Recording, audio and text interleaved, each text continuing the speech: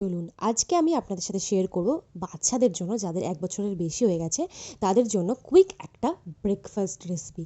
সবার প্রথমে আমি নিয়ে নিচ্ছি সসপ্যান, এতে দিয়ে দিচ্ছি ঘিটা মেল্ট হয়ে যাওয়ার পরে আমি একটা এলাচ ফাটিয়ে দিয়ে দিচ্ছি সুন্দর গন্ধ হওয়ার জন্য। এরপরে আমি দিয়ে দিচ্ছি গাজর, একটা গাজর আমি গোটা গ্রেট করে নিয়েছি। আর এর গ্রেটারটা একদমই ছোট ছোট হোলের, যাতে কি হয় আমি একদম ছোট্ট হোলের গ্রেটার ব্যবহার করি, কারণ হচ্ছে এটা তাড়াতাড়ি সিদ্ধ হয়ে যায় আর বাচ্চাদের খেতেও সুবিধা হয়ে যায়। দেখেই বুঝতে পারছেন।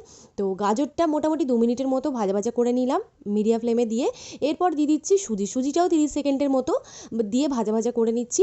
করে নেওয়ার পরে আমি পরিমাণ মতো জল দিয়ে দেবো, আর এতে এক্সট্রা করে কিছু অ্যাড করার দরকার নেই। তো পরিমাণ মতো জলটা দেবেন যাতে গাজরটা আর সুজিটা সিদ্ধ হয়ে যায়।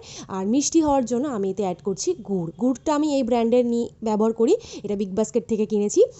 1.5 চামচের মতো আমি গুড় অ্যাড করলাম, আর ভালো করে এটাকে ফুটিয়ে নিলে রেডি হয়ে যাবে এই গাজর সুজির হালুয়াটা। গাজর কিন্তু বাচ্চাদের চোখের জ্যোতি বাড়ানোতে খুবই সাহায্য করে।